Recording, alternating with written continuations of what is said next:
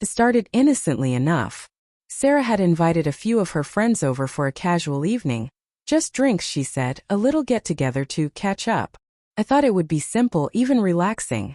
After all, I'd met most of these women before, and things had always been cordial. But I should have known that casual invitations rarely stayed casual when they involved Sarah's friends. As soon as they arrived, I could feel the shift. There were 5 of them, chatty, confident, quick with smiles that seemed genuine but carried an edge I didn't expect. I offered a handshake to each, keeping my tone light and friendly, but as soon as Sarah turned to get the drinks, the questions began. Not questions in the polite sense, but a barrage, a kind of verbal inspection. "So you're the one she's been telling us about?" one of them asked, tilting her head, her eyes scanning me up and down like a professional critic reviewing a performance. I nodded, trying to meet her gaze calmly. "Yes, that's me." That was all I said, but apparently it wasn't enough. The next 2 hours passed in a blur of pointed comments, subtle digs, and veiled criticisms. One questioned my career choices, another mocked my hobby of working on old cars, and yet another brought up how different my lifestyle was compared to the friends they thought I should have. Each statement was wrapped in a polite tone, but the message was clear. I didn't measure up. Sarah's friends didn't even notice the undercurrent of tension they were creating, and Sarah herself seemed oblivious at first, sipping her wine and laughing at jokes I barely understood. But I noticed everything, the way they compared me to some imaginary standard, the way they dissected my words, my clothes, my gestures, and even the way I laughed. It was relentless, like being under a microscope with no escape. And yet, through it all, I remained calm. Not out of fear or submission, but by choice. I didn't raise my voice, I didn't try to defend myself aggressively. I listened, letting them reveal their judgments fully, almost theatrically. I realized something then. Their time and energy were their own, but I controlled mine. If they wanted to tear down my character, they would have to do it calmly against someone who refused to react. By the end of the evening, Sarah's friends were exhausted, visibly searching for some reaction they couldn't get. I simply smiled, nodded occasionally, and responded with calm, measured words whenever they asked me directly. There were no fights, no raised voices, just a quiet, undeniable presence that made their attempts to belittle me look, suddenly, petty. After nearly 2 hours of relentless commentary, I could sense the frustration building in the room. Sarah's friends had tried every angle. My work ethic, my hobbies, the way I dressed, even my sense of humor. Each observation was delivered like a verdict from some unspoken jury, and yet I didn't flinch. I stayed seated, posture straight, voice steady, eyes meeting theirs without hesitation.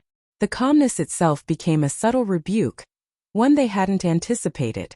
One of them, a woman named Claire, leaned in closer, lowering her voice as if to deliver a secret she expected would sting. "You know, for someone who works with his hands all day, you're, well, kind of rough around the edges." I smiled politely, nodding, and replied, "I like being hands-on. It keeps me grounded. Nothing more. No defensiveness, no over-explaining." My simplicity and self-assurance made her words lose their bite. Another friend, Megan, tried a different tactic. "And your sense of style. Sarah really has a taste for the finer things. Do you even notice?" She gestured to my simple jeans and shirt, fully expecting me to stumble, maybe apologize or over-justify. I looked at her directly, calmly, and said, "I do notice. And I dress the way I'm comfortable. It works for me." That brief statement, so unshaken, seemed to take the air out of her critique. Even subtle digs about Sarah and me were attempted. "It's cute that you fix her ideas about household projects, but sometimes maybe you let her lead?"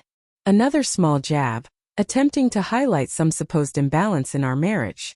I only smiled and said, "Sarah has amazing ideas.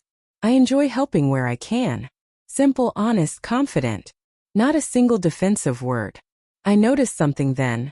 Their attacks were fueled by the assumption that I would react emotionally, that if they said enough I would falter. But the calmness, the refusal to be rattled, made each critique dissolve in the air. Slowly, almost imperceptibly, the atmosphere shifted. Their energy went from confident and probing to uncertain, like children realizing their game wasn't working. Sarah, who had been laughing along with them earlier, finally seemed aware of the tension she had invited. I could see the faintest flicker of admiration, or at least surprise, cross her face. Not because I had won an argument, but because I had refused to play the game entirely. My calm, measured presence had spoken louder than words ever could. By the time they left, I was still seated, sipping my drink, letting the silence settle in the room. No raised voices, no dramatic confrontations, just quiet strength. Sarah's friends had spent 2 hours dissecting my flaws.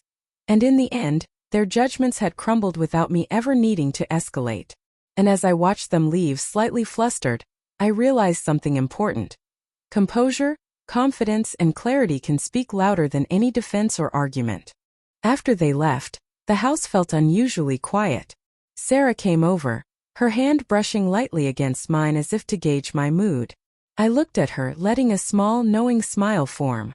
"Well," I said softly, "that was interesting." She laughed, a little nervous, realizing the calm that had unnerved her friends wasn't fake. "You handled them well," she admitted.